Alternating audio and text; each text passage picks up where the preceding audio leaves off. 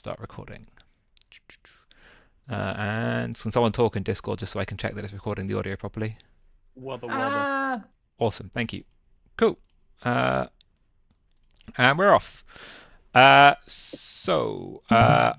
split the slides into three sections. The first one is sort of just about how ELO works in abstract, so not about the IDL or draft or anything like that, and not about team games.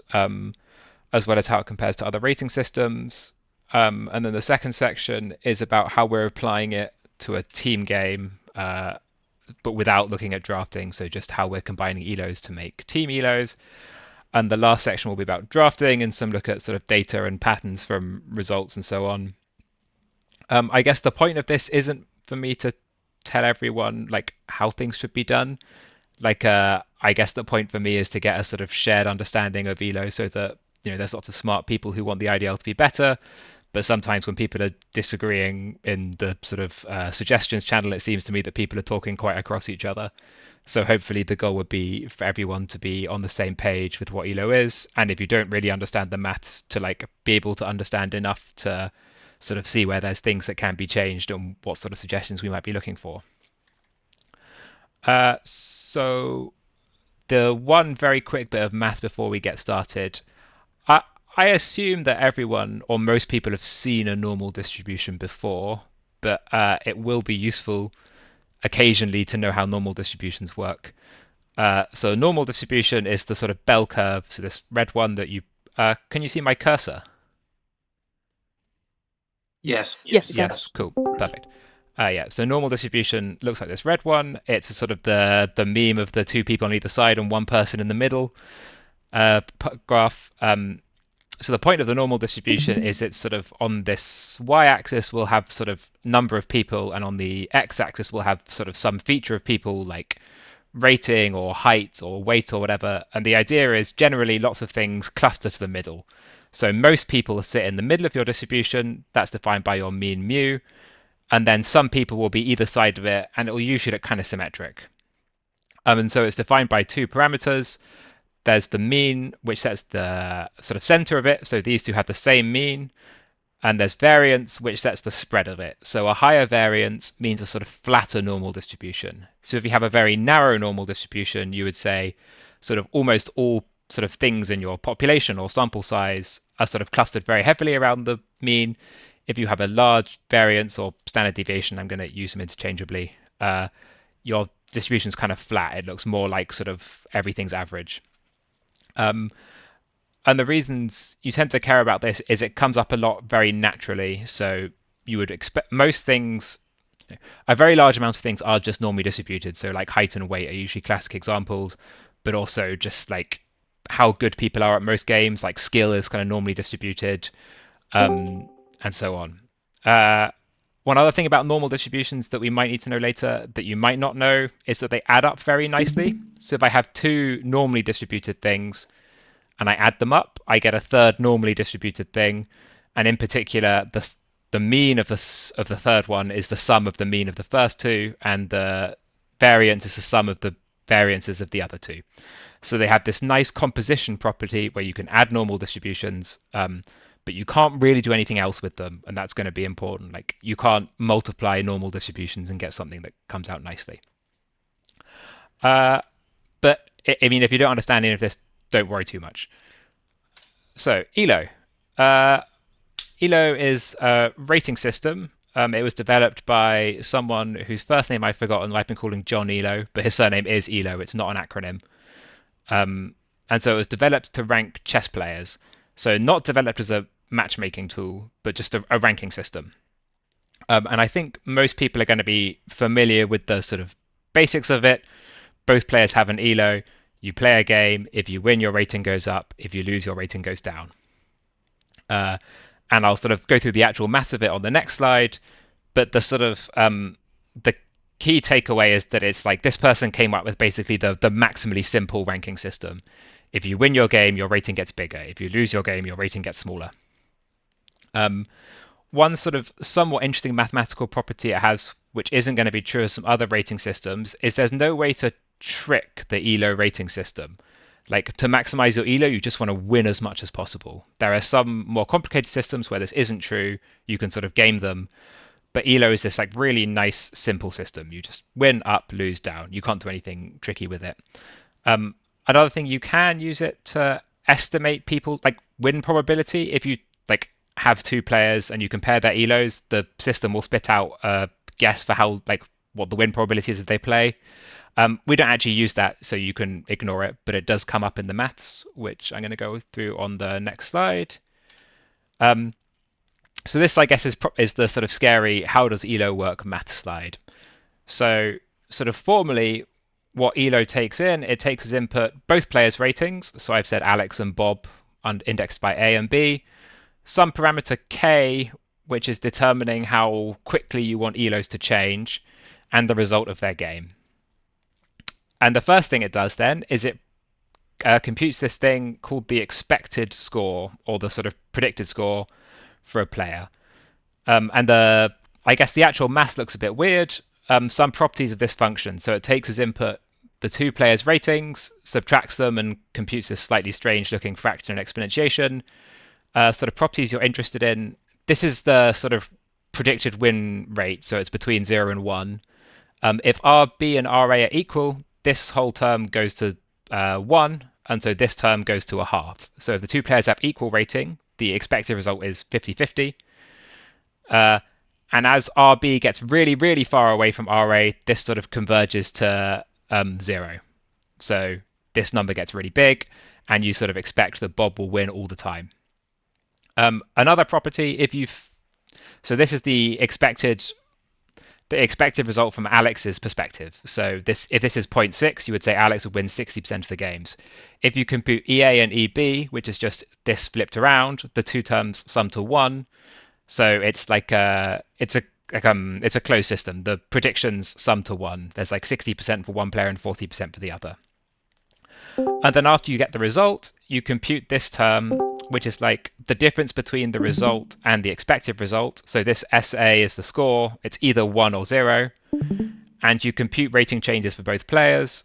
So the rating of Alex is just his old rating plus the difference between the result and the expected result. So if this was a 50-50 game, this would be Alex wins. Predicted result was a 50-50, so a half times K. So the amount of rating Alex would gain would be a half K. And K is this thing that you've set to determine how quickly you want the rating to change. So again, like this is kind of like opaque looking math to some people. Maybe it's not too important that you understand it. The important things to understand are this K term. It's a parameter that you put into the system, so you can sort of change it freely. The other thing that you might want to understand is that although this looks kind of complicated, the difference between these, like the function is just computing the difference between the two ratings. There's not like some really there's not like some opaque looking formula going on that's computing this. And I guess one other thing about this is it's like it doesn't actually give you very many sort of strong mathematical guarantees. Like this isn't telling you that ELOs should be normally distributed, for example. It's just computing some scores. And because it's not giving you any strong mathematical guarantees, it's not very expensive to tamper with it. Like you can, if you wanted to change things a little bit, it wouldn't sort of break ELO apart as a system. Okay, so this K value thing, I think is something that I've said is an important part. So this K just defines how much your ELO changes per game. So I think our K is sort of around 15. You can imagine like you gain or lose around 7.5 points for a successful win or loss in even games. But so it's a thing you can change freely, and there are various ways you can do it. So for example, the sort of US Chess Federation. So one problem we sometimes have is people who come in new players and their ELOs are badly estimated. We want them to change faster.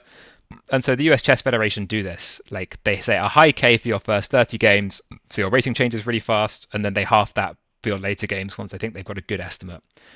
But it isn't free. Like I think some people say, why don't we just increase this like a lot? It isn't free to increase it, because if you increase it, you make recency bias more of an issue. Like if you increase it, Elo can sort of tend to reflect your recent results rather than your global results. So I've sort of hand drawn this graph here where, if you have low K, you're sort of slowly going to converge to your true rating as you play more games. But once you get there, you'll be quite stable. If you have high K, you'll get there faster, but you might sort of be quite far away from your rating for small periods of time. For example, if you've had like a really bad season or something, you'll just like have a very low rating, or a really good season, you'll have a very high rating. So we can change K, and I'll talk a bit more about that later when we talk about how we do team games. But it's not free to just increase it. There are drawbacks.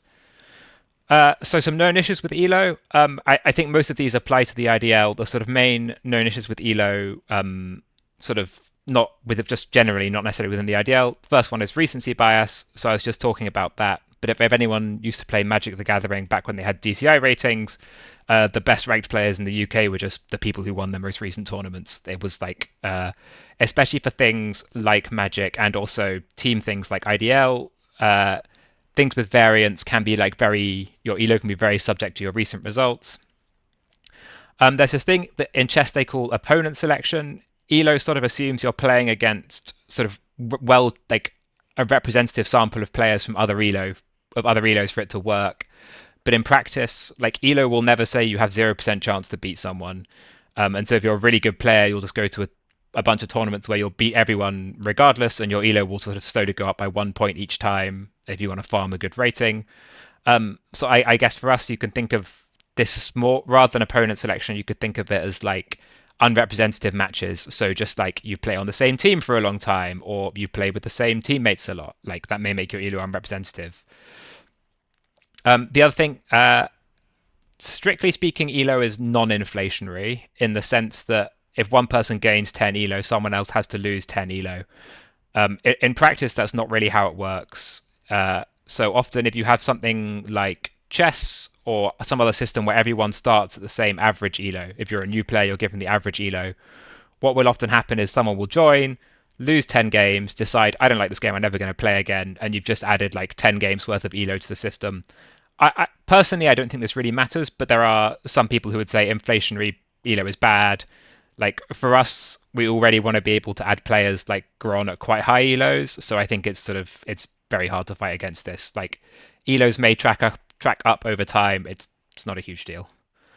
Um, so some alternatives to elo that so some people asked about alternatives to elo. I had a look at the sort of two most common ones, which are Glicko and Glicko 2, and then TrueSkill and TrueSkill 2.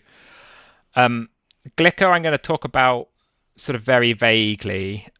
Basically, it's kind of the same as elo, but it has this sort of confidence parameter.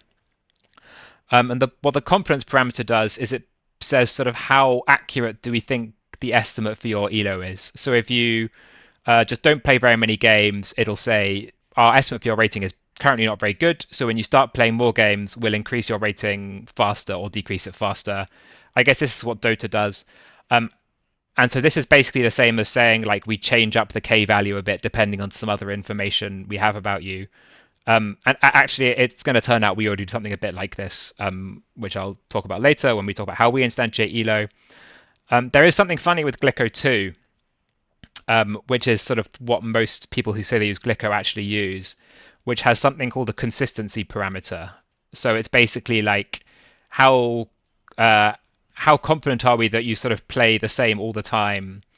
And this actually causes a slightly interesting problem where you actually can cheat the system in a way that you can't cheat elo. So this is just someone's graph from Reddit I've taken. But if you start doing things that makes a system think that you're behaving weirdly, it'll sort of lower its confidence and start giving you more or less rating change per game. So what you can do in Glicko 2 is you can go on a big loss streak and then a big 50-50 streak and then a big win streak. And somehow the way these numbers work, you'll win more elo than if you just like maintained the same win rate starting from here without this order. I think this is a fault of the system. Some people would argue it doesn't matter. My feeling is that sometimes IDL seasons can look a bit like this, where you're doing fine, then you're on a bad team, then you play some in-houses, then you're on a good team. I think it's pretty minor. The stuff that's important about Glicko is this variable K values, which we already use. True skill is to me it's much more interesting, and there's some good takeaways from it. I think someone was asking me about it separately. I described it as mathematician circle jerk elo, which I sort of stand by. So what it does is it makes sort of really explicit lots of things that are kind of assumed under the hood in elo. So each player has a sort of skill which is measured by this term mu as your best estimate for your skill, and then it's saying your actual skill is sort of normally sampled around mu. So we don't know that it's exactly mu, but it's probably your actual skill SI is somewhere near mu, but not exactly. With some confidence based, kind of like Glicko, on sort of how many games you've played, how consistent your performance is, and so on. And then in a specific game, it's this is, I'm afraid, invariably going to get quite mathematical now because it's math circle jerk elo. In a specific game, it says for each player, we'll sample what we think their skill is from their normal distribution, and then we'll sample a performance from them. So they'll perform around their skill, but with some sort of inconsistency parameter. All players are inconsistent. You don't all perform exactly the same, but you sort of perform around your skill plus minus some error. And it says the player who won must have been the player who had the best performance that game. And so after the match, it updates all these parameters with something called Bayesian inference. Again, you can just think of Bayesian inference as basically being like Elo or Glicko. Like if you won, your rating will go up a bit, and your confidence will either go up or down depending on whether it expected you to win. If you lost, the opposite will happen. So there are some interesting things about it. The first one, and the one I really like, it has like this has a really explicit model of how team behavior should work. Like I was saying before, that normal distributions add up nicely.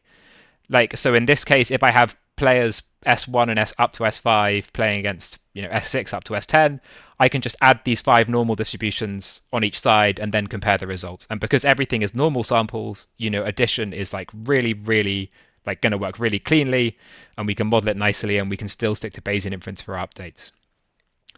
Another interesting thing about it, Microsoft aren't very good at explaining what they mean when they sort of publish how it works, but they say that it takes 45 games to get a good quality estimate of player skill. There is a problem with this in that it requires their like enormous pool of players. Like it needs to be able to drop you into matches at certain skill ranges to test how you do in those matches. So sort of one takeaway from this for us, when people are like, "Oh, we don't have enough we don't have enough data to say things about Elo or so on." I think we do have enough games for most players. What we don't have is enough players. Like we just like most players have enough games for me to say if there was an infinitely large pool of players, their skill estimate would be very good. Like even after sort of 20 or 30 games, I wouldn't worry too much. But we only have 70 odd players coming in and out.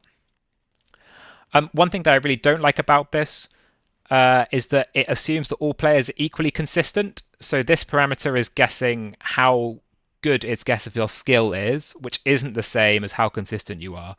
The how consistent you are parameter is global. I think the reason they do this is to keep the Bayesian inference a bit simpler. I would say that in my experience, some players are really consistent and some players are quite feast and famine. I assume that's sort of globally understood. But I mean, it's not a huge drawback. I think the thing with this and Glicko is that I don't feel like any of them are going to solve any issues that Elo have. They are interesting, and some of this stuff, particularly True Skill, like I think the things we should take away from it are how they model multiplayer games. And Glicko, we should take away from it that they basically just do Elo with varied K. So there are things to take away from them. One problem with True Skill also is that because its maths is very formal, if you start tampering with it, it breaks apart quite quickly. Whereas Elo and to a lesser extent Glicko have this just like if you win rating up, if you lose rating down. It's quite informal maths, so you can tamper with it and it doesn't cause very many issues. One other thing with True Skill, someone asked me about True Skill 2. True Skill 2 is like, as well as taking into account all this information about how it also takes into account sort of player metrics, so like your average KD in games. That's great in the games Microsoft are interested in, like COD or whatever it is, where it's all shooters and all roles are symmetric. I think that really isn't going to work at all for Dota, like or any game where there are different roles. Like if a carry is 3-0 in lane and the support 0-3, is the support fucking up or the support doing a really good job? That's very I don't think that's a question that's answered very nicely by metrics. Uh, Great. So that's, I guess, the sort of whistle stop tour of how Elo works. We're going to move on to team games. Uh, Elo in team games and Elo in the IDL. It's interestingly not something that lots of people have thought about. Basically, Elo wasn't designed for team games, and if you try and look at academic papers, insofar as there are any, they basically just say we've decided the best thing to do is add all the Elos up and treat that like a team Elo, which is what we do. So you may have seen in the in-house spreadsheets, we've got the 5 players on each team. We've got their Elos, and we add them up and compute a final estimate for the team. Strictly speaking, we take an average rather than the sum. So I've just put the averages on here also. And then we treat the game like it was played between 2 players of this Elo and this Elo. So this RA and RB, the ratings for Alex and Bob before, are now the ratings for Team A and Team B. We compute this term SA minus EA, so again, the sort of the actual score minus the predicted score, and then we multiply by K. And then it's going to turn out that we do this multiplication by K to players independently, because on the next slide, I'm going to talk about the fact that we use sort of Glicko style Ks where different players have different K values. There is just a quick aside about so one other game I found that used something like Elo with teams is Age of Empires ranked 2v2s.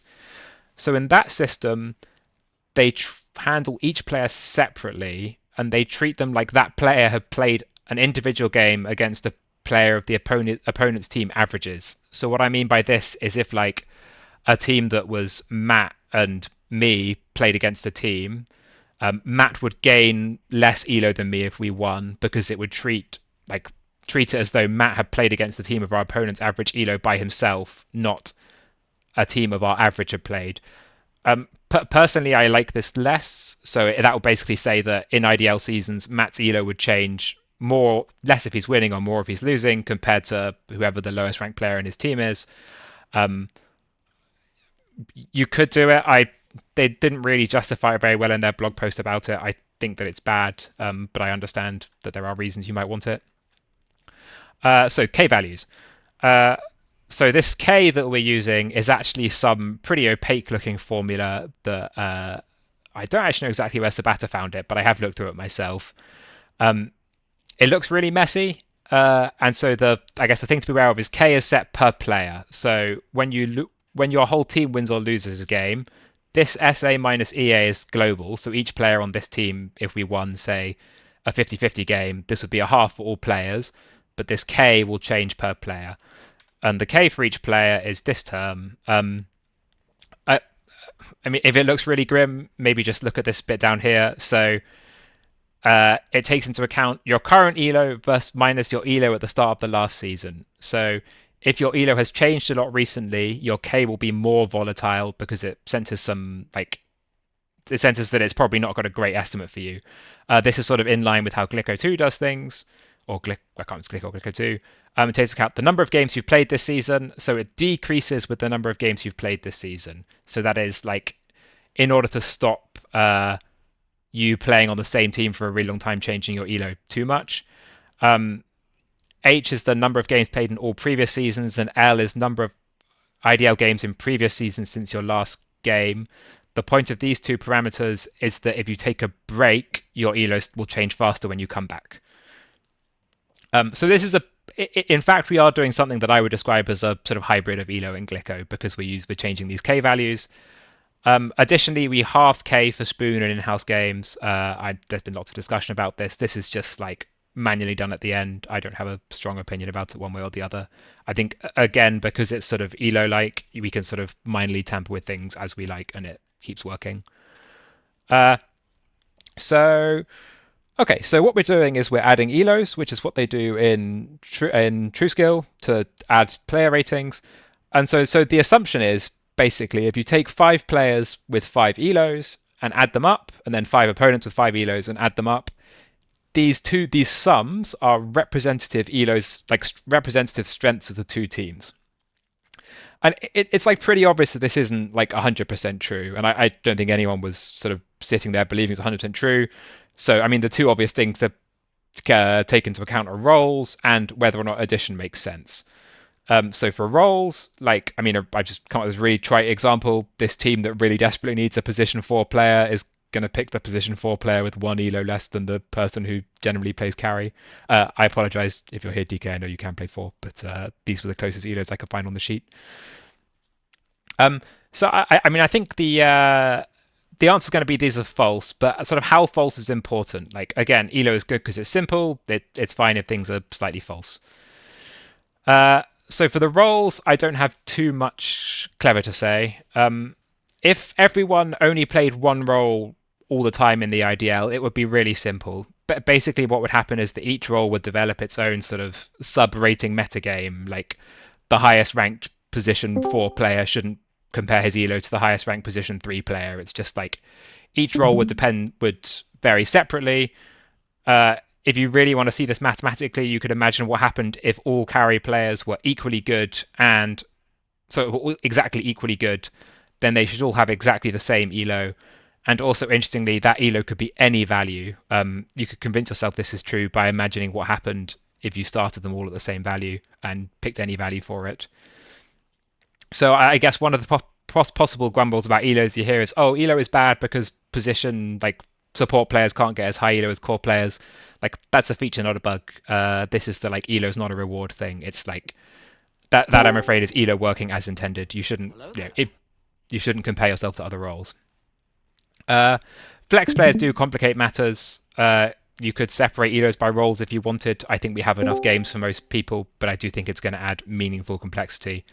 And also, like flexibility contributes to your elo. Like if you can play multiple roles, it usually means you can play a role where there's a meta hero you like, and your teammates can play better roles and so on. So maybe flexibility is contributing to your elo.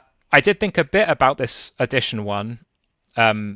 So the idea is what's the best way to compute a sort of team elo score? So I think sometimes people think that, having a bunch of high rank players is really good. Sometimes people like flat teams. So you could have team evaluations that like assigned elo to a team that weren't just summing up their elos. So I've suggested you could sum up the squares of their elos, you could sum up the square roots of their elos, you could sum up some other exponent p. If I had infinite time and this was a real work project, I would probably find the optimal p that guesses results of games best. But I mean, this is like a slightly more pie in the sky question than we need, maybe. But you certainly could try and improve your guess. And in fact, I did have a quick look.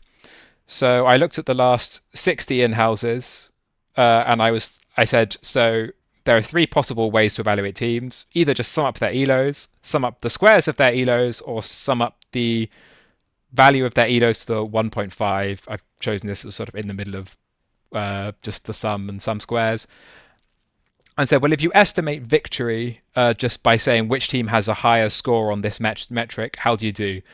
And so in the last 60 in-house, 33 out of 60 times, the team with the high ELO won, which actually, that's ELO doing pretty good. 33 out of 60 is like not too unlikely on a sort of coin flip.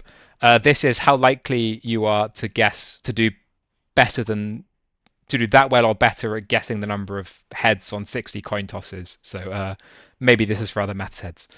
But it's just the binomial 60, 0.5, bigger than or equal to the correct guess.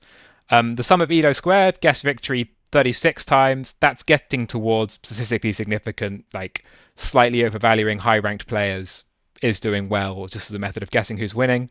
Sum of ELO to the 1.5 got it right 38 out of 60 times. This is now statistically significant. This is suggesting that it is probably slightly true that players' contributions to ELO is like slightly higher than their actual ELO. By that I mean like having a very high ranked player is worth more than their ELO. It's probably worth like their ELO to the sort of 1.2 or 1.3 or something. So you could use this for matchmaking if we wanted to test it. We could start using this to matchmake in-houses. I should say that this is like a very unscientific way of doing it because this metric was already used for pairing up the games. But but so there is, I guess what this is indicating is there is something going on beyond just like Elo for working out which team wins. Uh, and I think I'll pause for a few minutes of questions before talking about drafting, unless maybe if people say it's better for me just to get on with it and then do questions at the end, I'll get on with it. If anyone has any burning questions, now's a good time.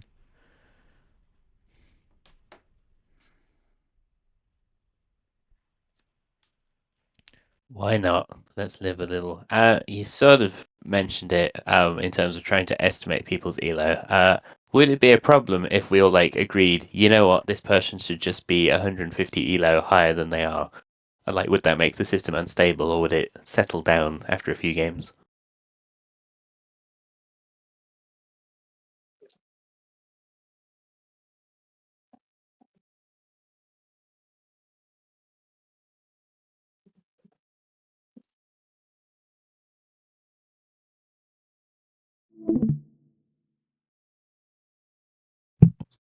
Your question upset Charlie so much. Charlie left the building. What's going on?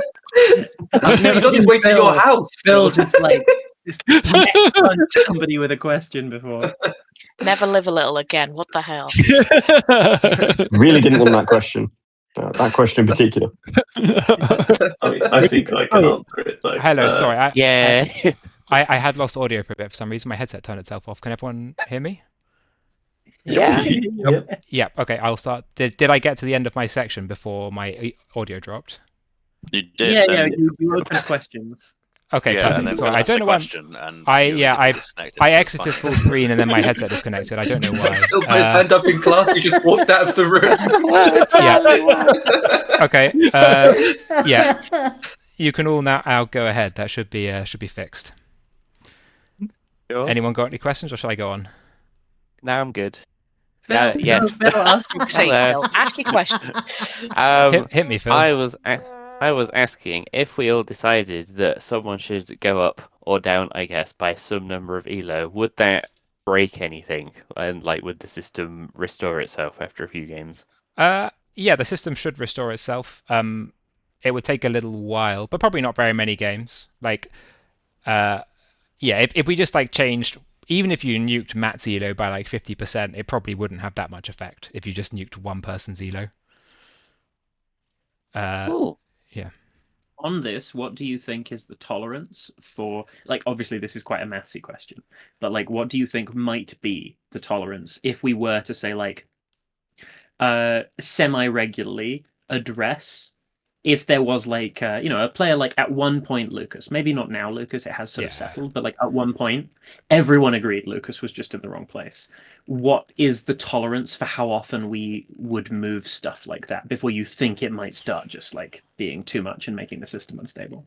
You probably want the US Chess Federation say 20 games is a good way to estimate. So that's like what, 2.5 seasons for a player. So two seasons plus some in-house is 3 seasons before you get back to a rating you want. So certainly doing it any more often than that is, you're basically just going to be deciding it by vibes.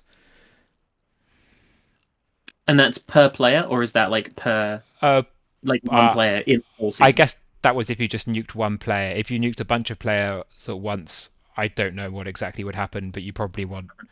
It would probably scale like less than linearly. So if you nuked like 5 players, you don't need 5 times as many seasons. But you probably do need more seasons than the 2. Yeah. Cool. Slightly different question. You mentioned systems like Glyco having, like, they detect if your elo is sort of rapidly changing and scale more with it. Do you think something like that would be beneficial for players who like decide they want to start playing a different role, or sort of rapidly improve through playing a lot of ranked or whatever? Yeah, you could certainly. I mean, we have this like slightly inbuilt thing. This term is computing the difference between your current elo and your last season start elo. So if your elo is changing a lot, it will pick that up. But this is not going to be a big factor. I guess the question really is, would we like there to be a recalibration option for IDL? I don't see a big problem with it. We wouldn't want it to be too free, because if everyone's doing it, the system's going to start fluctuate wildly. But I think it's totally reasonable to be like, this person has played 500 ranked games between seasons. Maybe they're a lot better than they were at the end of last season. Yeah, I suppose if you could put much more of a degree of automation into it than we currently do, with strats data scraping or whatever, you could theoretically add into that big horrible k-value formula into how many pubs have they been playing, what's the rate in pubs being versus idea. But I suppose the other thing is that winning in pubs is not necessarily the same thing, right? Yeah. Like if you have a high pub win rate, it's not going to be indicative of a high IDL win rate. No, but yeah. So certainly the overarching question of there would be no issue with having recalibration as long as we weren't all doing it all the time. Yeah. Is there anything? I'm just conscious that the next section is quite long relative to the other one, so unless there's burning questions, I might try and get on with it. Just mention the current one scales K up by about 20% after a good season for players. Okay. Yeah. So it's not massive. It's pretty minor, yeah. Okay. Yeah, okay, so I'm going to crack on with this section in case anyone has somewhere else to be. I do not, but yep. So, Elo and drafting. So probably most people are sort of aware how draft works. People sign up in the Discord. I guess a fifth of the players sign up to be captains. And the way it works is you're assigned something called the draft score. For now, you can think of it as just being the same as your Elo. In fact, it's a bit different to Elo, and I'll describe later. But basically, the captain's draft and the person with the current lowest draft score sum is the person who has pick. So in this picture, Pete's team sums up to the lowest score, so Pete has the next pick. And I guess roles are a guideline. They're not hard and fast, but you should say what roles you have so that it's easier for people to draft you. We did used to have a different system. So if you've looked at the spreadsheet before, you might see that it says rounds underneath the captain's pick. It's because we used to draft in rounds. So rather than having this system where, if I have 3 players of low Elo and someone has Matt and Andrew, I'll get the next pick rather than them. In the old system, each captain got a pick in the round, and then the round changed. So at round 1, the lowest Elo captain picked, and then the second lowest and third lowest, and so on. And then in round 2, you compute their current Elo scores, and they pick in that order. And then in round 3 again, and in round 4 again, till the teams have filled out. So I think the main reason we changed it is because Matt and Nathan were just winning an awful lot. They were just the highest ranked players by a lot. And you can sort of see, if you look at this one, of the names you recognize in the first round, it's 5 of the highest Elo players. And then in the second round, it's the next set of highest Elo players, and then the next set of highest Elo players, and then the lower Elo players. It was very down the line, and I think that basically when I was playing in the old system, Matt and Nathan were in the top 3 every season. I mean, it's true they were also the best players, but the system wasn't doing very, very well at balancing them. Yeah, we also used to have something called buckets. That was before my time, but we don't really talk about buckets, so I won't go into them too much. So this draft score thing, I think here there is a wheel to turn, which we haven't really been looking at. So if you look on the spreadsheet for season 42, the draft scores are they're basically 1,100 less than your Elo. And so what this does is that it means during the draft, if I've picked 3 players, the sum of my draft score is 3 times 1,100 less than my sum of my Elo scores. So it means that I'm more likely to be able to chain picks together when I'm picking lower Elo players than we would be if we just use the raw Elos. So you could increase this draft score, how much this draft score decreases players, and it would be sort of better for sort of flatter teams or taking dives. On the other hand, it would be quite a lot better for low Elo captains. So currently the way this 1,100 is picked is that I think we want the lowest ranked player to have minus 61 rating. Technically, it's a compression, not a subtraction. If you look at these numbers near the bottom, these aren't exactly 1,100 less, whereas in the sort of higher reloads, they are exactly 1,100 less. I think we just not worry about the compression and imagine it as a flat subtraction. So we could increase this if we thought that if we wanted it to be better to pick lower Elo players, or try and sort of pick your lower players first before your higher players, and so on. So why we introduced this, I guess it does what I'm saying it's doing. So beforehand, if you picked Matt, the difference between Matt and a player that was 1500 wasn't that much compared to the difference between Matt and a player who's 1500 rating when everyone's minus 1100. Yeah. So I guess I'm not going to talk about this anymore, but like at the end, this is a thing that like we could change and I think would be interesting as a way to balance out the draft. The other thing I should say is because you're subtracting about the same amount from every player, the elo of the teams are still balanced, right? Like each team is just 5,500 draft score less than their elos. So if the draft scores are balanced, the elos are balanced, and vice versa. Right. So evaluating our draft method, there aren't really off-the-shelf tools. Like game theoretically, the sort of optimal draft strategy just like depends way too strongly on what everyone else's strategy is for there to be a like, oh, it's like mathematically good to pick from the top or mathematically good to dive or whatever.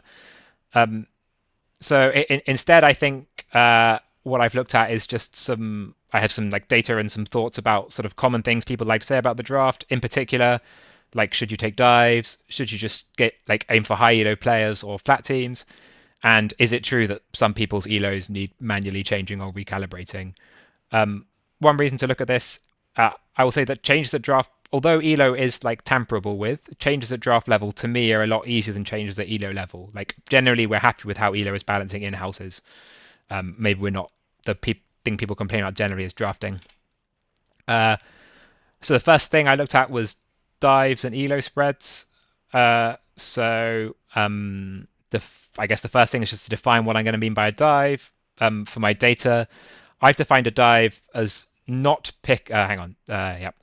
So the first time you have pick, you don't pick someone in the top N pickable players. So if you get 2 picks in a row, that's not a dive. So if you pick there's a season where someone picked Lucas and then Matt, I'm not calling that a dive because you picked Matt the first time you had pick. You just picked someone else first. And a flat team I've described as a team with no player in the top N elo players. So it's not possible for a high elo player a high elo captain to be on a flat team. I don't view that as a problem for the definition, but it is worth noting. So I guess here we have some examples. Custard has taken a dive. I was not in the top 8 players that season, and also this team is pretty flat. Everyone's got actually relatively closely bounded elos, whereas Ryan's pretty much just picked from the top here. So yeah, this is I guess this is a dive and a flat team. This is neither. So how are these teams doing? I guess this is like a data question. And the answer is flat teams are doing horribly. I guess generally speaking, so this is what I've got on the table. I've got the season, the sort of highest rated player on the winning team, number of teams. There's sort of color code for this. Green is if the best finishing flat team did pretty well. Blue is if it did averagely, and red is if it was bad. Flat teams are not winning. The last time a team that last time a team without a player in the top N over 2, so number of teams over 2 players, won a season was all the way back in season 30, I think it's 33. That was when Ari was the 4th highest ranked player in the IDL, and Ari was on the winning team, but there were only 6 teams. So that's a long time ago, and like the N over 2 plus 1th player was on the winning team. There's some like slight cheating where I think technically Finn wasn't in the top 8 players this season, but his elo's gone up by a lot since then, so I'm not discounting this one. For dives, this is the number of teams that dived each season. This is the number of teams that dived and got into top 3. Color code's the same. So what I would say is that like diving doesn't seem to materially affect your win rate or your conversion, or how often you get in top 3, but it doesn't win. So one big takeaway from looking at this is that if you want to win, you really want to have one of the very highly eloed players on your team. So like Andrew, Finn, Matt, Edgar, possibly, and then maybe like JPK or Nathan. This season we did an 8-player round robin, then straight knockout. So I wouldn't take too much away from the data here, but the winning team did have, I think, the 2nd highest ranked player. So I wouldn't worry too much about it. There is an exception. Custard seems to win by diving. He has successfully done it twice and is the only player who has won a season diving for a long time. One of those times he picked Edgar at a criminally low elo. The other time he picked Mogar at a pretty reasonable rate. Yeah.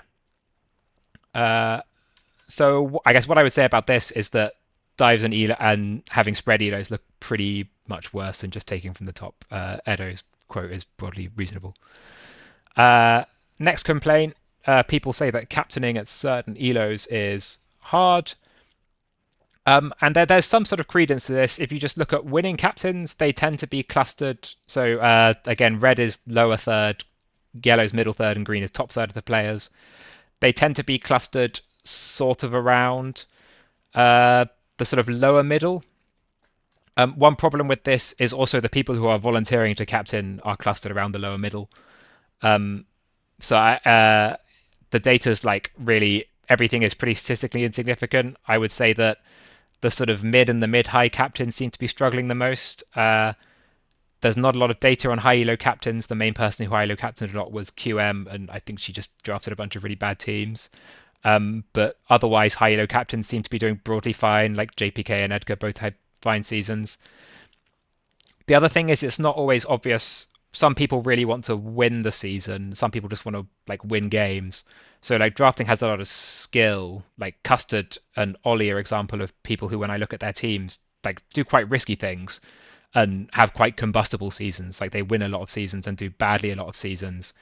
Whereas I think if you just look at game win rate of players captaining, like me and Edo do pretty well, but we just hit top 3 and 4 a lot, like a lot of like good results that aren't spectacular. So I guess one thing I want to say about this is when people say captaining at X elo is hard, they're maybe unknowingly saying like I'm not a good first pick in this pool. So I can't think of a nice way around this, but this may be a problem someone who's more imaginative than me can think about to like stop captains being so punished for having to first pick themselves if they don't view themselves as a good first pick. One thing you could do is AI-free clanker draft. So you could solve this problem by just having an algorithm assign teams. Me and Deanna talked about how you might do this a lot. I don't think it would be too hard if we wanted to do it. Basically, you would sign up to captain. It would be you get to name a team and you do the admin. The algorithm just spits out 10 approximately fair teams and we run with those.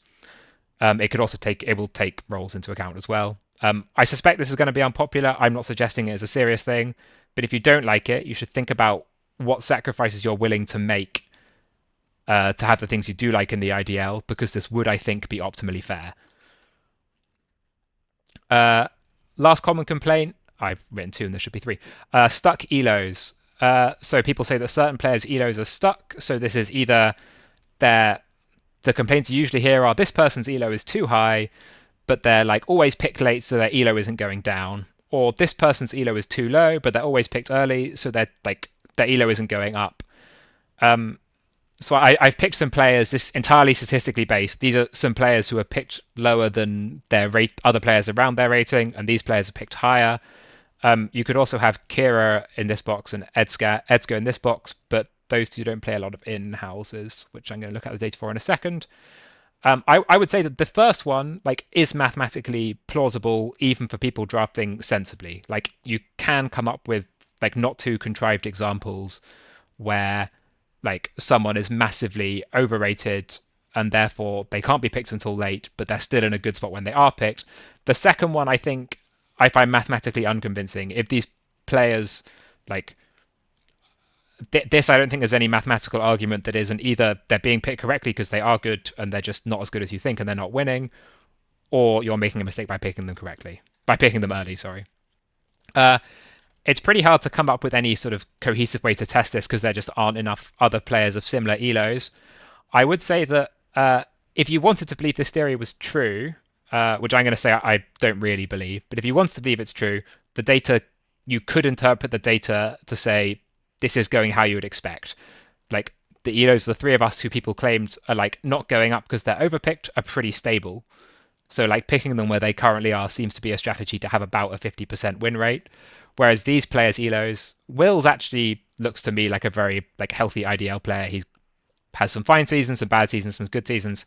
QC and Semel are just on the up and up. So either they're underrated or there is a problem with their picks.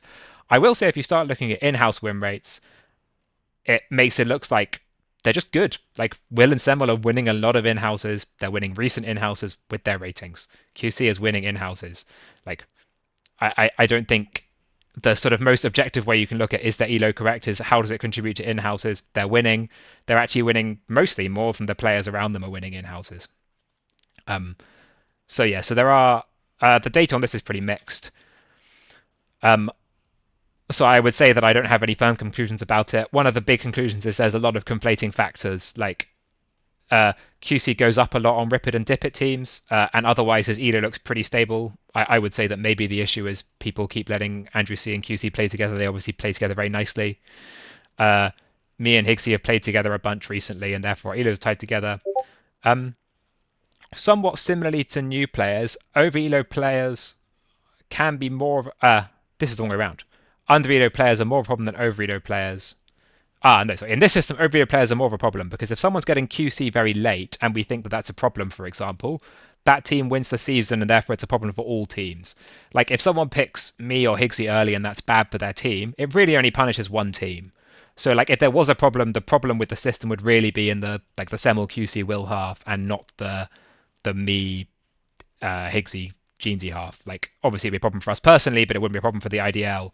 Whereas if you think that like I don't know, you can look at the top 4 teams this season and reserve that Will and QC and Semmel are in 4 of the teams that came top 2 in groups. Like this again would be more supporting evidence that they're either their rating needs to go up or they're slightly there's a problem with how early people are picking them. My main takeaway though would be I would if I were captaining, I would try picking Will and Semmel and QC a bit higher than people currently are, and I would probably pick me, Jeans, and Higgsy a bit lower. It's going to need more seasons to take into account, but I don't see any evidence of a major problem here. So I think maybe my last slide about drafting is I think really if you look at like the last sort of 5, I guess I got 6 or 7 seasons here, I'd see why teams won. It seems to me that the 2 main problems with drafting are new players and human errors. So I've sort of assigned a pretty informal why I think this team won for the last 7 seasons. So these 2 seasons, like people don't like to pick very high elo players they don't know very well. It's just a big risk for a lot of your draft equity. This resulted in Kensudo going very late because he joined and had a bad first season, or Moose going very late because people weren't sure what playing with Moose would be like. Like he's played 1 season, we don't know him very well. And then similarly, DNM got a very late JPK. Rip It 1 and Rip It 2 got this QC last pick. Probably you should pick QC earlier. Door Place, there was a problem with Lucas's elo, and Kira was like, I'll never be able to turn up, but I'll fill out numbers, and then played every game and played like a sicko after being last picked. I would say, looking at the seasons, the NHS is like an all-time low for game balance. Their team had 2 new players who like knew the people they were drafting with and won very easily. There's not like there was any big fix, but it's hard to calibrate new players. Like with this season as well, we can see Gronzino probably quite a lot too low. So one thing to bear in mind is if you are just picking your friends or you're making mistakes, there are like knock-on effects. Like this season, there are about 4 teams without a sort of very high elo player, and like the Will team, the Semmel team, and the Andrew C team have multiple high elo players. Like your high elo players will end up in someone else's hand, and like there is a knock-on effect. So like changes to the draft system aren't going to fix human error, and like it's fine to like I pick my friends when I draft. It's fine to do that, but if you're complaining about balance, you have to be aware that like decisions you make are impacting the balance. So I think I'm just going to do a quick summary, and then we can do some I guess questions. First summary question is maybe what exactly are we trying to measure with ELO? Like I was talking about, are we measuring how likely you are to win games, how likely you are to win games in IDL seasons, or how likely you are to win IDL seasons? So these quotes are sort of a thing you might believe that makes you think you should measure this. So if you just say like, I just want all games across all the IDL to be balanced, ELO should measure how likely you are to win games, you probably think that all games should be taken into account the same amount. Probably, in fact, you would want in-house games to be taken into account the most because they're the most representative of sort of random games. If you wanted abilities, so I guess when I'm doing these, it's like how high the K value should be for these things. If it's the purpose of ELO is just to like balance the season draft so that once the season's done, all the games in the season are fair, then you probably want it how it is now, more or less. Season games and bracket games are important. Spoon games and in-house games are less important. If you want us to balance how likely you are to win IDL seasons, you probably, among other things, want to suggest some bigger changes to ELO, but you should count bracket and season games more strongly than Spoon or in-house games. And it's not obvious what we should be trying to measure. I'm just saying that, like, I guess these are 3 different goals ELO might have, and one of the reasons that things are complicated is we don't know exactly which goal we have. Drafting summary, I think maybe the main takeaway, high elo players are like really winning a lot. Like if I would say there's any problem from looking at the data, it's that you basically need to have at least one of the players from the top N/2 in your team to have a serious chance of winning. Like there are things you can do about this, like this sort of ranking system where you rank players by their sort of X squared of their elo or something. You can increase the draft score. Like this season, I think Nathan was saying it's 10 of the top 12 players are in the top half, like the top 6 teams. Like these, the high elo players are winning a lot. And that I think everything else looks fine to me. If you want a strategy takeaway, I would say if you want to win a season, like take some risks. It might blow up in your face, but Custard and Ollie are the season winning as captains, and their drafts look very risky to me. I think people will remember the times where Custard hits and go, Custard's amazing at drafting. There's been some big misses and some big hits. The man knows what he wants, and what he wants is to win. Yeah. So things that can be changed. I guess one other thing I said, there's some other things you can do. I don't have any like strong suggestions. You could try hybrid of the old and new system. You could try limiting number of new players out on the same teams. Like that might solve this, like problems like the NHS where they were just really good. But yeah, so I think that's kind of the things that I have to say. And now we can do questions. These are just some reminders of things that I've said. Yeah. So maybe if anyone has questions, they can go ahead. Yeah, Can I ask a question? Can I lead off? Because I think it was a really interesting point, talking about like what do we want as a community, what do we want ELO to represent? Yeah. In terms of because there is quite an important distinction there in terms of like, do we want a high ELO player to just be able to win in a random team? Because it's also worth mentioning, right? Like if we want to say ELO represents your ability to win IDL games, in-houses and IDL games are not really the same because you don't technically end up on a random team. You end up on like a designed team. Right. Even if it's outside of your if it's outside of your power. But I think it might be worth putting it to like a community poll.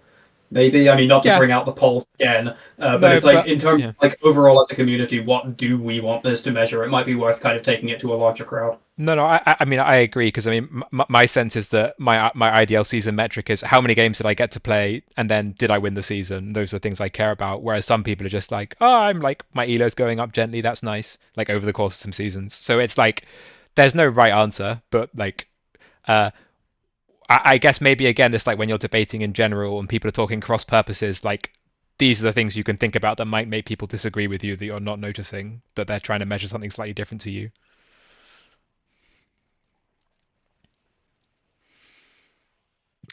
Can I ask a question? Yes.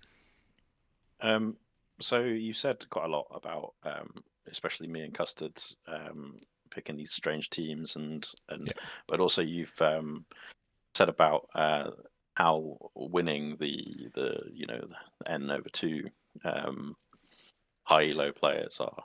Yeah. Is there some way, I don't know, can we calculate whether like we have an unfair advantage essentially being a low elo captain? Like, do we need to implement something like a cap on whether you're, a certain point of the table whether you can be a captain? Because obviously there's only going to be a certain amount of people who you can pick, who are that N/2, and so if you've got like 10 teams in the season, then half of those teams aren't going to get one of those people. Yeah. Obviously, the people who are lower are then going to get the better players. So, it is difficult. So my first suggestion at some point was going to be we should try and get the captains to cluster in close elo if we can. I think that's actually in some ways not good, because if like your captains just have 10 sequential elos going from like 1500 to 1490, one player is going to artificially get the pick before. So I think it probably actually is healthy for the captains to have a decent elo spread in terms of balance.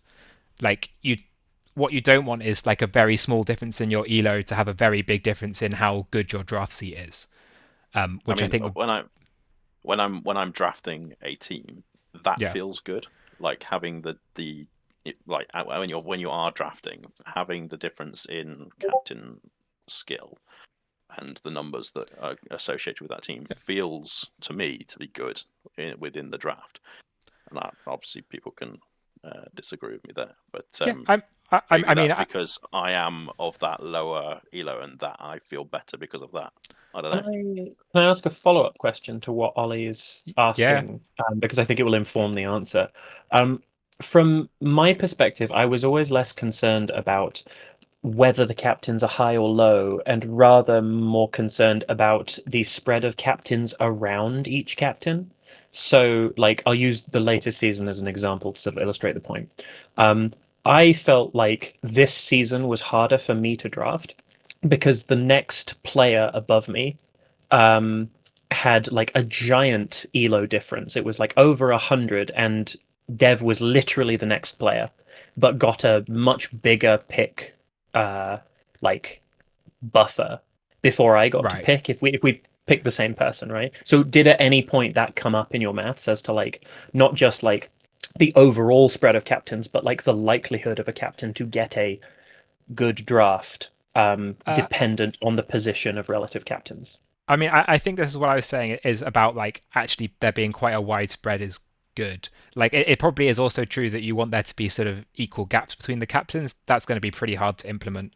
But so your complaint or difficulty I understood it is that basically there's a player near you that's in a much better seat because his elo is not that much different to you. Yeah, his elo wasn't different, but his draft score was very different. His elo wasn't different. His elo and draft should be about the same, right? No, sorry.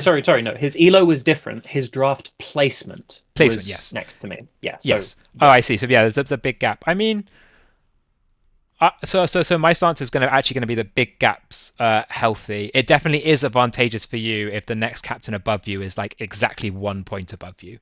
Like it's true that that's what you want as a captain, because you basically want one other captain to have just your seat but strictly worse. So in that sense, your complaint that he's like quite far above you probably does make it harder for you. I'm afraid I haven't looked at this season's draft long enough to know whether I think that your seat was good or bad. This wasn't like my own validation. No, I know, but I guess to Ollie's point about like very low captains having an advantage, I think it slightly comes out in the wash, because on the one hand, my feeling with the very low captains is they don't really get to pick anyone. Like if there's like someone like Lucas or Bajan who's like very low elo and very good value, you get a huge advantage. But otherwise, the low elo captains are pretty much priced into taking just like from the top straight away. You just have to take Matt or Edgar or whatever. And so I think, and that would be true even if you made Matt and Edgar and Finn and JPK and Gron and Moose and whatever more expensive. You would still have to pick them for the low elo captains. You just can't risk taking a middle pick and not getting one of those players. So I think the low elo captains are fine, but the problem is the high elo players are too good. It's just that like the problem is someone has to have the first choice of the high elo players, regardless of who it is, and it's really good to be those people. Talking from my experience of drafting, particularly for this season, I would, kind of back that up as well, because, like, obviously I picked Matt as my first pick, and then my second pick had to be much, much later in the draft because I'd picked Matt, Yes. And that then left me with far less options and far less good players that I could pick, and but less roles, less all that kind of stuff. So yeah. I mean, balance, isn't it? It's certainly true that when I'm saying that you and Custer take a lot of risks, Custer's risks are quite different to yours. His are sort of calculated dives to try and get 2 picks before a high elo player, and you're sort of priced into picking the best, who you think is the best of the high elo players, is my experience. But yeah. Yeah.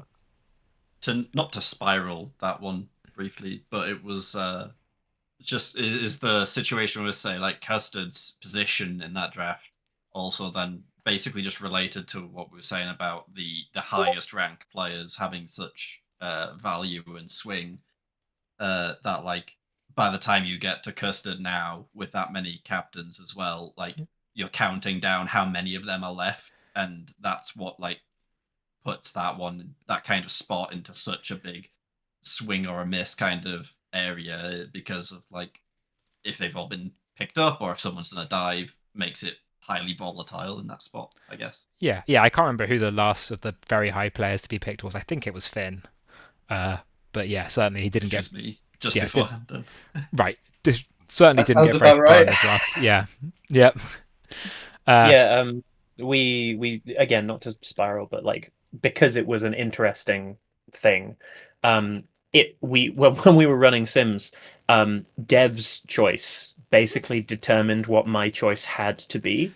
Yeah. Because if Dev took from the top like X players, I could not get two of them.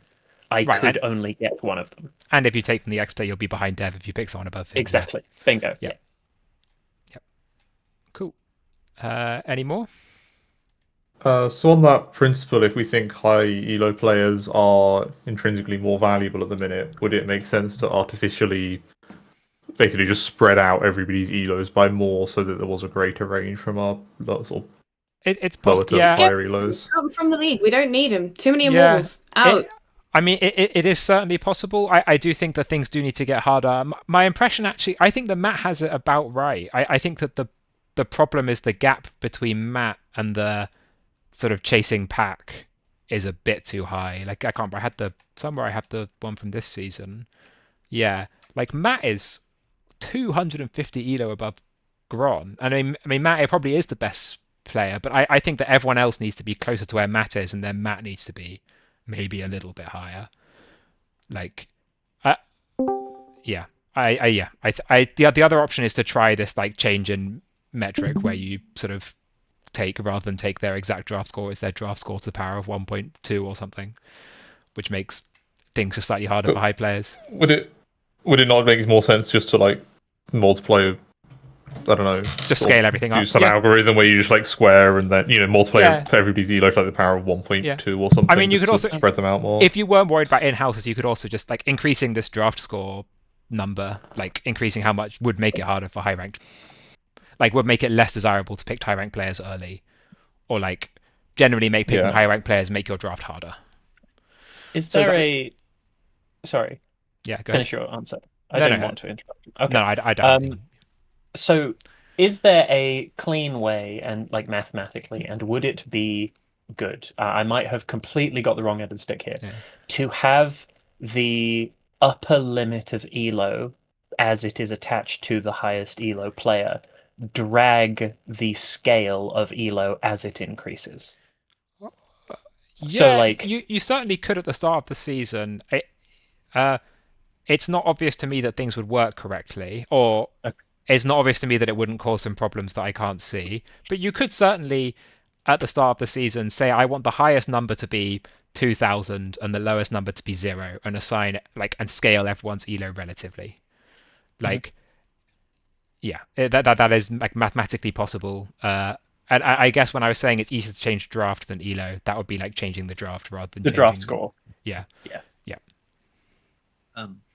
To again, not to drag things out, but on the bargain immortals section, does that kind of like come back around as well from like as soon as you drop out of those big swinging immortals, then kind of go into the like, well, I may as well dive for one of these bargain immortals, and then that's what causes that problem. My feeling is that I know that we don't like buckets. My feeling is that basically there are now so many immortals. There's sort of 3 buckets of immortals. There's the sort of ultra high ones, which probably ends at about JPK, and then there's the high elos who aren't that, which is like Nathan, Semmel, Will, QC, and people around that number, and then the bargain for like me, Jeansy, Higgsy kind of region. It's not. People aren't first picking Storytime. They aren't first picking Nathan very much. They aren't first picking QC very much. There isn't very much data on whether that works at the moment, so it's very hard to say anything. I will say there was a Hannah team where she first picked, I think it was like Will and QC back to back. That team like went 5-5 or something like that, indicating that Like, I think that's a totally fine but not good or bad strategy. You just pick like the sort of middle of the road immortals straight up. That was a chaos team. Did fine. I just want to ask Charlie about the draft score sort of calculation. Do you know where that comes from? You would have to ask Sabata. You can just think of it as a linear shift. It is technically a compression. We assign. I'm still unless you stare at the formula right now. I was just curious as to where if that was kind of lifted from somewhere else, or was that? I assume it was lifted somewhere. About a month ago, I worked out what it meant and then decided that it was just fine to think of it like a linear shift. It's basically we have called it Nelson's score, isn't it? Has it been adapted from what Nelson created? Nelson's rank was a different thing. Okay. Sorry, go ahead, Alex. It was based on the idea originally that if the nth worst player should be at 0, because if the 0 point should be about the person you expect to get at the end of the draft. But then we realised that it gave too much flexibility for people to be able to choose roles that would shut out other players, so we had to increase it slightly. Okay, but it's something you guys created. Yes. Yeah. Sure. Yeah, it's only got a compression at the very tail. Bottom few players. Yeah, I think these are all the players who have the compression this season. It starts at Frenzy, so it's the bottom 10 players. But even Frenzy, I think this is like a. I will also point out, across the period that Charlie's data's looked at, we have changed that compression somewhat. We have. It's not massive. And relaxed it as well. Yeah. Like at one point you couldn't have negatives, and another point we brought them back but compressed more. Then we relaxed the compression a bit. I think there's an ongoing question that we're trying to work out whether the compression is needed at all. But we know that it makes the lower elo players' lives a bit happier. So. One thing in favor of the compression was that Alex was saying people picking players to shut out other teams' like roles. We really don't want the draft to be maximally like antagonistic game theory wise. We want the draft to make 10 teams where everyone is happy to be on that team. Like we don't want someone to be like, I'm going to take the 3-4 player rather than the 3 player, so this other team doesn't get the 4 they need at the end. That's like it's true that mathematically that's what you should do, but it's not what we want the draft to do. Like things that encourage flexibility towards the end of the draft so that everyone can fill out roles is really good. Sorry, my brain has come up with a very custard suggestion in that this is either that might be quite smart as a mild smart, or it's like the dumbest thing you've ever heard. Is there a feasibility to artificially creating buckets? And what I mean by this is like limiting the number of players from the top that each pick or like each captain's pick can choose, excluding players who have been picked. That was what buckets was. Is that what buckets was? Okay, cool. Buckets was basically we divided the players into groups. We had like a top, I think it was 6 teams or something. So we had the top 6, then the next 12, and then the bottom 12. And if we put the captains into the buckets as well, it just kind of said you can only have one. You can have 1 from the top group, 2 from the second, 2 from the third. Yeah. The problem was that there were 1 or 2 people in each bucket who were very desirable early picks, and then the people towards the end of that bucket you would just leave forever. I mean that's intended, right? But if the range within the bucket is too big, which I think right now if you did like a top 10, for example, it would be. Sure. Probably still. It's probably not important, but what I mean by artificial buckets rather than that is that I remember buckets being fixed. Obviously, I wasn't there, but like buckets were fixed. If it's not fixed, so it's like relative to the draft. So as each player is picked, it opens up another player. Does that meaningfully change anything, or is that just arbitrary? I think that one thing with all these things is they make the draft rules quite hard to enforce, and you might try and game them by being left to the end and being able to get a certain player. Intrinsically, this is not a bad suggestion. Like one thing I think that might be good actually is you not being allowed to have more than 1 player who's in either their first or second season. which we could enforce. And that's a sort of similar idea, right? It's just saying like you can't have more than one player of certain type. And how easy it is to enforce is so on, but your type might be you just can't have more than one player in the top 10 players, for example. And that I think is going to be too clumsy because like then the sort of last player in that bucket, someone will get to pick very last. But it's like I think that things like that are like interesting, and there's nothing like mathematically wrong with them. It is much harder to enforce, so the admin running the draft will have a lot more homework, which may be bad. But I don't have a problem with them as an idea. There's no like nothing clearly wrong with it. It feels to me that like if we wanted to have purely just a purely equally balanced teams season, surely it would be best to like somehow limit it to the amount of teams being equal to the amount of sort of high skilled players of a similar skill, right? That can be picked, and then you will have one of those people on every team, and then a next however many on the next team. You wouldn't end up with you'd end up with way too many people on each team, obviously, if we have the same amount of signups we normally do. But that is what you would have to do. I mean I agree. I mean, lots of things that make optimal balance don't make optimal fun. Like I guess in the same way that this clanker draft thing would also make a balanced season, but wouldn't be fun. I think like saying well, we've only got 8 really good players, so we can't have any people above 40. Like would make the thing less fun. I agree that it would make it more balanced. We like have to decide as a community where the trade-off of fun and balance is. I think the problem you'll run into with the clanker draft, just anticipating already what people would do, is you'll run into massive role problems because you'll get some people who absolutely refuse to list anything other than one role, some people who might list 2, and inevitably you'll either end up with role problems or you'll end up with unbalanced teams. I mean, I think you always end up with some compromise.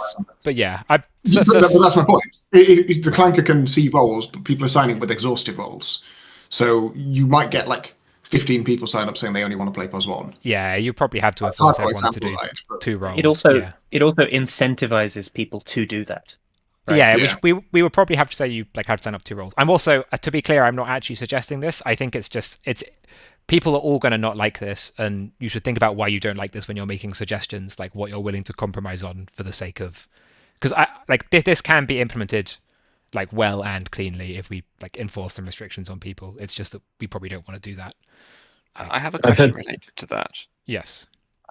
So when you were talking about how people drafting quote unquote badly, creating sort of unbalanced seasons, and how that impacted who was winning. You were mostly looking at who was winning seasons, but I was wondering is the way that people are drafting impacting games won and lost, and therefore how ELO shifts it within a season, because seasons are always less balanced than if you just randomized it. Because if that's the case, does that mean that actually the idea that if anything we should be waiting if we want ELO to represent how sort of good you are at the game, do we not want it to be more heavily weighting so that in-houses have more an effect because they are randomized? Yep, I think certainly one of my ELO things says you should have in-houses on top. If you just think that it should be ability to win all games, actually you should. But I want to make the point of why you would do that, because what you're saying is that the drafting creates imbalance because people don't. It creates a lot of correlated games when ELO would like all the games to be independent. Like ELO would like each game to be a separate thing, whereas I mean it is true in our K value that as the season goes on, you start weighting games from that season lower. So like there's if I go all the way back up, here this N term is known N number of games played this season. Like as N increases, the K goes down. So you do start weighing games lower as it goes on, but it's not by very much. Is that N per player or per? All of that's per player. The season itself. Per player. So people doing loads of subbing. Get less impact. Good question. It's not that significant.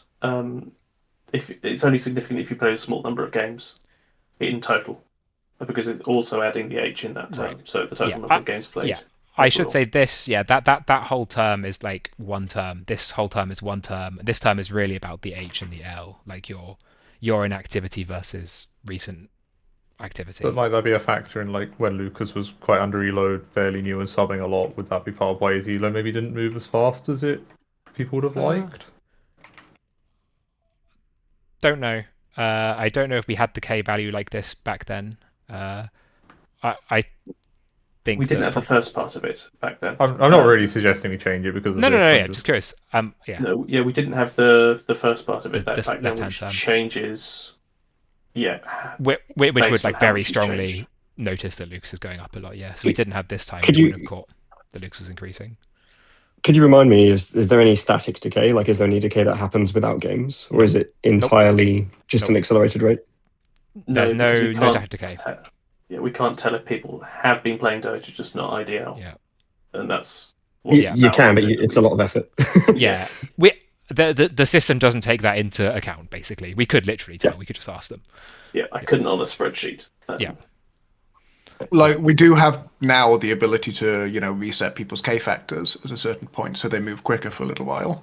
It was more like a Nelson returning to Dota sort of question. Yeah, where yeah. Someone previously had a rank and then now obviously has had many years away, sort of thing. Right, there's a big difference between I haven't played Dota for 2 years and I have grinded rank for 2 years and not played IDL. Like, these things are very different. Yeah.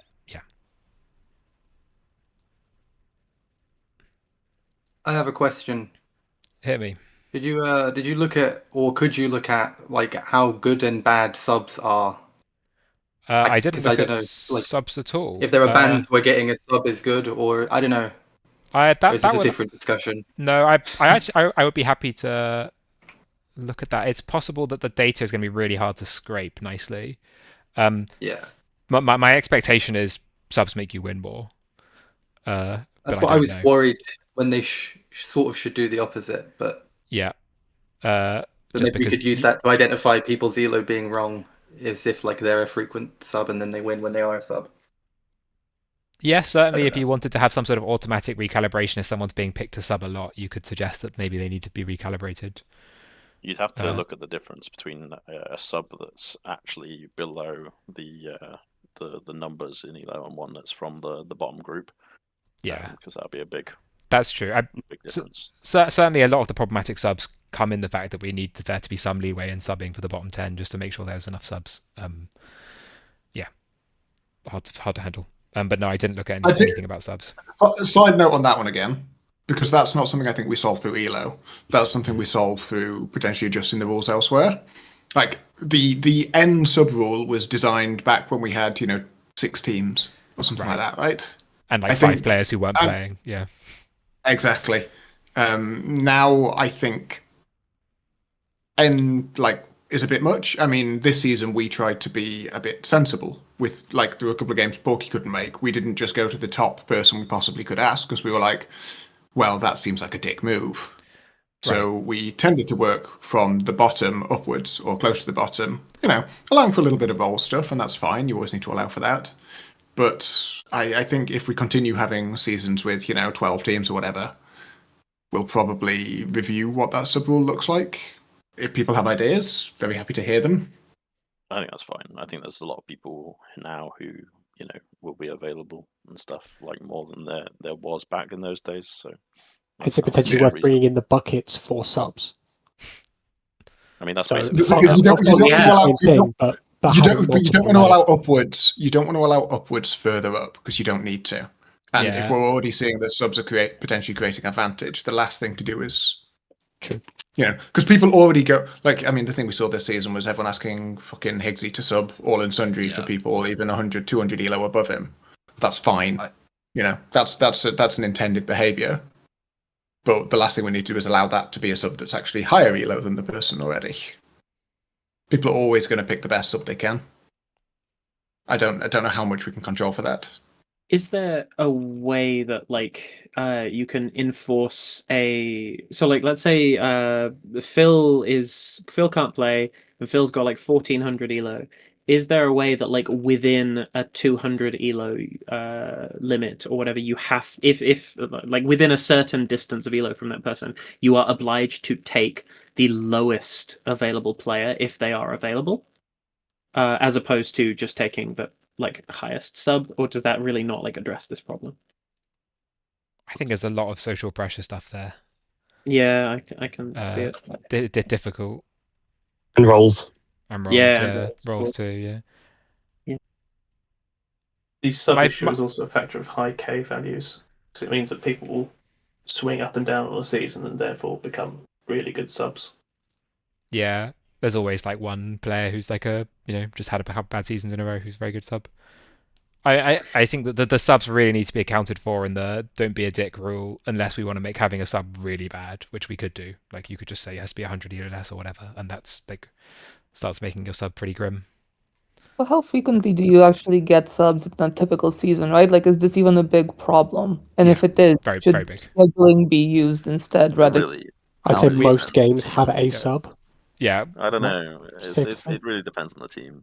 You'll have more teams. There's some teams that have subs more often than others. It's reasonable to say that there's usually at least one sub per week, right? I think in a week of 5 games you see 4 subs. Yeah, I think that's it. A week of 5 games on average, just 4 subs. But how often do you see the winning team reliant on subs? I mean, there's a chance this season because actually certain someone disappeared. Yeah.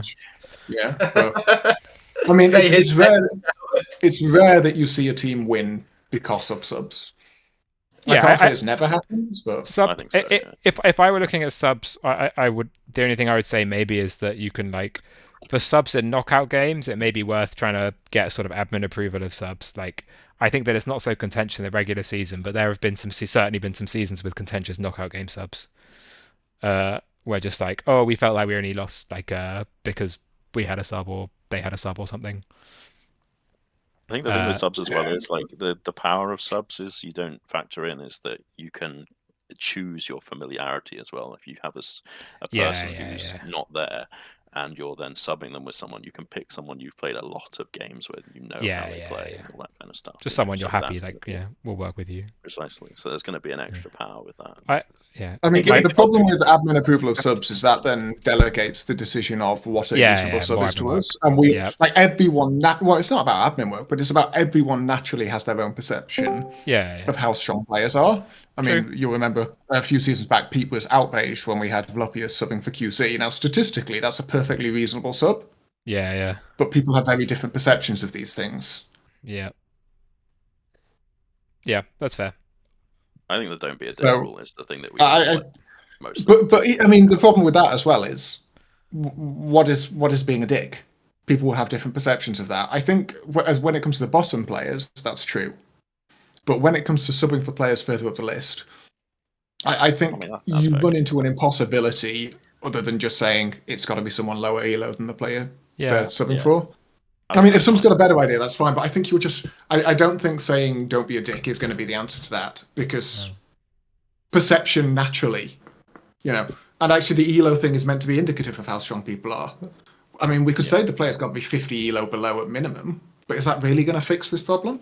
Yeah, that's what I was going to say. Does subs being overpowered not indicate a greater problem with elos being inaccurate? Elos are causally sensitive. Is what Charlie's told you, right? Well, elos causally sensitive to your recent results because your elo literally can't ever be stable. So someone's especially with this team system. So there's always going to be one player who had a bad last season. There's always going to be someone to pick, and that would be true even if we use Glicko or whatever. Anything that's maybe true skill is so much more mathematically precise that it gets around it, but. My expectation is even true skill, if you just win 10 games in a row because you're on a good team, your true skill will go up a lot. But do we think it's more an issue of them being perceived as overpowered rather than actually being too strong? Is it an issue of perception or the subs actually being too good? Could be perception. My feeling is it's often just an issue of Ollie says, you get to play a sub that wants to play your way. In this season 40, you beat us with a Finn sub for Moose, and Finn plays a very different way to Moose. I don't think it's better or worse. It's a totally legitimate. You could say. Yeah, but it's but as in you get which to one is it? I don't know. yeah, you just as in you get to come out playing a very different way. Like, yeah, it's also worth mentioning, like, a lot of the time having a sub can be very, very advantageous for like your draft prep or whatever, right? Like, I think the reason why people like Lucas and Vlap and me sometimes have been like high value or high perceived value subs is because we put in a lot of draft pressure. There was a game a while back where like I think I was subbing for Finn, which was like quite a drop in the sheet at the time. But I just got a free Brewmaster game because it wasn't in their draft prep and we won for free.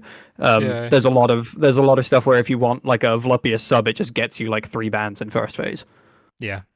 Again, this is why we ask that you communicate your subs early. Yep. And that you make an honest effort to communicate how you expect to use that sub. Like, I know there's been, like, people have disagreed with us about this, and that's fine. But I think that's part of not being a dick about this, for precisely the reasons people are bringing up here. Because if you don't do those things, then you are you're going out your way to get advantage from having a sub, which is very much not in the spirit of things. If you know you're going to need a sub, communicate early. Give an idea of, like, if you know who it's going to be, say. If you don't know, say who you're asking. And, I mean, last minute subs will happen, but I think they tend to give less of an advantage because you don't have that much time to think about them either. Yeah, emergency subs are, I would imagine, probably way less advantage than ones that have preparation. Well, I mean, but you'll also, never even be if able they to get are, data on that. But even if they are advantage, there's not much we can do about it. Yeah. I will say, if you look at this side, I don't feel like I think the subs often lead to very big feel bads. When I was looking at like the sort of not like the end phases of seasons and who was winning, I would say that like very few of these teams won because of subs. Like, I think that obviously it feels bad, and maybe this season Finn feels bad because his team got knocked out in a game where he was subbing out, which feels very bad. But I think like most of these, like I looked at the brackets, most of these are pretty clean. Like, I think these guys beat us when they had like the Finn for Moose sub that I really don't think is egregious. Like, I don't know. I think that maybe the subs, when I was looking at why people win in games, subs feel really bad when you lose to subs. And some games can feel really bad with subs in them, like they can be really unbalanced games. But I don't think they're like actually causing massive problems within seasons or even in the tail end of seasons generally. I think subs go both ways as well, because if you think about it, like people like Higgsy, we were talking about him the other day, or talking to him the other day, and he was basically saying if he missed a game, then the sub that they would end up with would be nowhere near what he would be capable of doing. So if it works both ways with subs. It depends if you're getting the value out of someone who's maybe slightly less elo than they should be, but that's because of their performance recently or whatever, then fair enough. But if they're missing the game, you're going to end up with a worse sub. So it's just the maths game that you play, and you have to play it in the risk.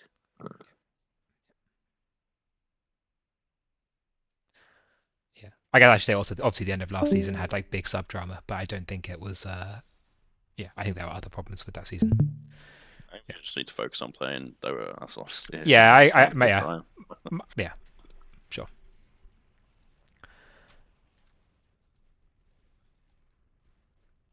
Anything else, or am I good to wrap up? Cool. I'm gonna stop my recording. Just joining. You start again from the beginning. That's great. Yeah. I'll send you a recording, and then you can pretend that I'm doing it live. Cool. Let me